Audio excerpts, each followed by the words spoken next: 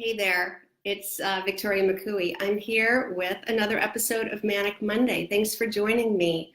So, I don't know what happened to my community this week. Usually I get so many comments that I can't even get to them all. And this week I got absolutely none.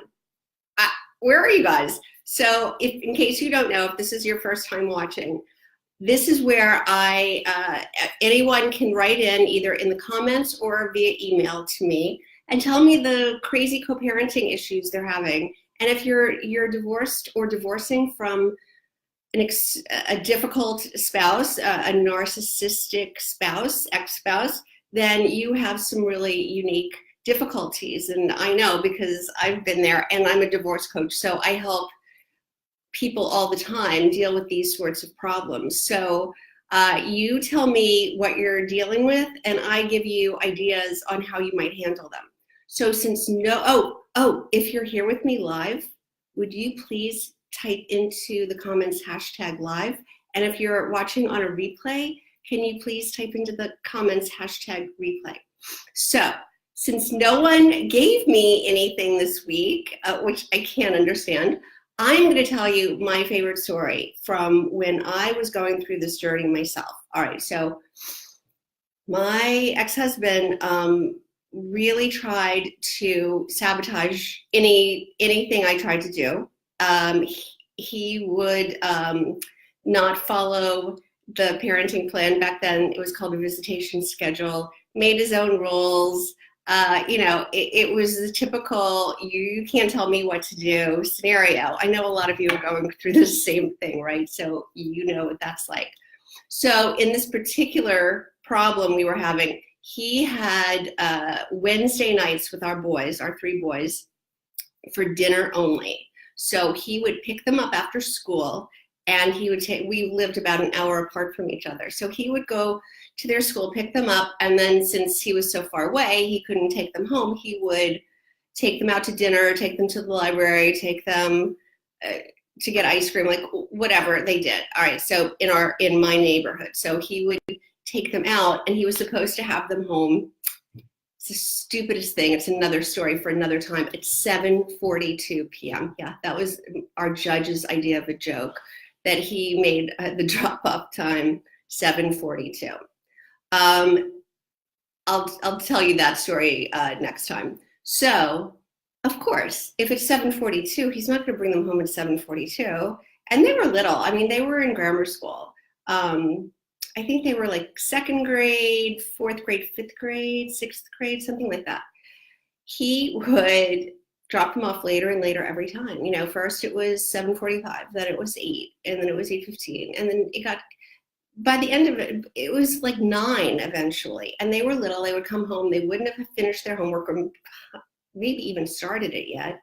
You know, no baths, they were all worked up, they were riled up, I couldn't get them down, I had to do all their homework, it was a mess. So I start calling my lawyer, right? Because when you do that, that's what you do. You think that's your resource, right? There were no divorce coaches back then to tell me not to do that. So I'm calling my divorce lawyer, complaining, going, he's not following the rules. He's bringing them home later and later. He's like 15, 20 minutes, 30 minutes late every single time. And it's a problem. They're sick the next morning. They don't feel well. They end up in the nurse's office. They're like all these issues because they're coming home too late on Wednesday night. So the lawyer then, by the way, cha-ching, cha-ching, every time I pick up the phone and the lawyer is on the other end, I'm paying by the hour, the huge hourly rate, right? Then they're writing a letter to the other lawyer, right? So I'm paying for that. Then the other lawyer is billing my ex-husband for to read the letter, to respond to the letter. And do you think anything gets done? No, the judge is laughing. He's like, he doesn't care. This is not something that anybody is going to do because my kids are 20 minutes late coming home. It was a joke, but it was a big deal to me and to them. But my husband was doing it. My ex-husband was doing it because he knew how riled up I got. He knew it was upsetting me. It didn't matter to him that he had them 15 more minutes. It was all a control technique. you can't tell me what to do. And the more upset I got about it, the later and later they got. So I'm spending hundreds, maybe thousands of dollars getting lawyers involved and getting upset about this. And, you just like get all in your own head worked up. And the madder I got, the later he became, and the more enjoyment he got out of it. And, it was just like, it was never gonna get fixed this way. So this was really a pivotal moment for me when I figured out I had to take matters into my own hands, because my whole mindset changed. My whole mindset around how to outsmart him. They're very smart. Narcissists are very, very smart. I could never make him understand my side. He cannot understand anyone else's viewpoint, and all they care about is making themselves feel good. They can't empathize, so they can't imagine what it's doing to you or to your children or to anyone, and nothing else matters but them. And he was getting enjoyment from this. So I had to find a way to take the enjoyment out of it for him.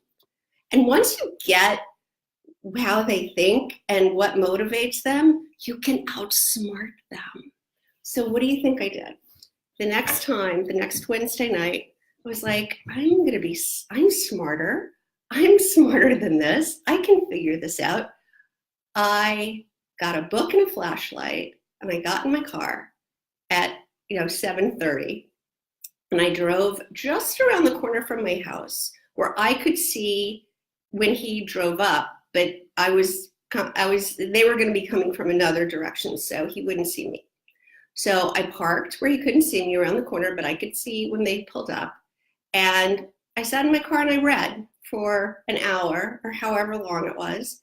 And when he finally pulled into the driveway at 9 o'clock, this is an hour and 20 minutes late on a school night, I start the car and I zip around the corner, like tearing around the corner into the driveway, like I'm late. And I fling myself out of the car and I say to the kids, "Oh my gosh, I'm so sorry. I was late. How were you here long? I'm so sorry." And they're laughing, going, "Oh, Mom, now you're the one who's late," because they know I'm always complaining they're late. "Now you're the one who's late. Well, what's my ex-husband doing?" He's like, "Do you know what time it is?" And he goes, "Where were you? What were you doing?" I said, "I was out. I completely lost track of time. I'm sorry. I hope you weren't waiting long." And I got them in the house. Guess what? The next week, he was early. Now, there was no enjoyment in them being late because I was out having fun and not sitting there tapping my toe. I was out having fun on his time, so I was supposed to have them, but he had them, so I was out having fun. And now he wanted to come home early to catch me being late. So I would now have to come home earlier. Not a problem for me. The earlier they came home, the better, because I wanted them home early on a school night. But he thinks now I'm raring to go out and can't wait for him to, have them so that I can go be out doing whatever he thinks I'm doing. And it worked like a charm. So isn't that a great story? So that opened my eyes to the possibilities of taking the bull by the horns, it's not working this way. So let me be smarter. Let me use his disorder to my advantage and play off of it. All he can do is do what's best for him and do what hurts me, what he thinks hurts me. So let him think this is hurting me, right? So after that, everything became easier. It was like I had found the secret formula to how to handle this co-parenting thing. And it became so much easier. So that is my story for you today. How can you outsmart the narcissist in your life? How can you use their disorder to your advantage? I would love for you to tell me in the comments what you think and what your plans are. And if your privacy is an issue, I get that. You can email me. I'll put links in the post to where you can email me, but it's victoria@victoriamccooey.com. So email me. I'd love to hear what this has inspired you to do. I'm also going to put a link.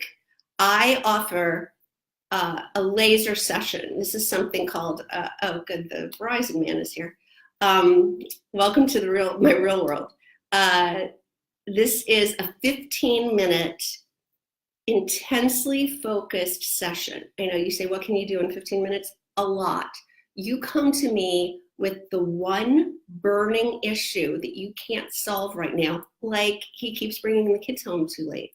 And in our session together, you will have your mind opened to a new way of thinking, and we'll make sure you have a game plan. You have a strategy. Before you get off the phone, in those 15 minutes, you are going to have a strategy for what your next step is. And you can book it right on my calendar on your own. You don't have to go through me. So, I mean, you don't have to have a conversation. You can just go book your time. There's slots available. It says laser session. You just sign up on the website, register, get on the calendar, and you can book it. It's $49. It is the smartest $49 you are ever going to spend on your divorce. I promise you. All right. So thanks for being here with me, and I hope you enjoyed that story. Send me your comments so that I can deal with your things next week and not tell you more of my own. All right. Thanks for being here, and I'll see you next week.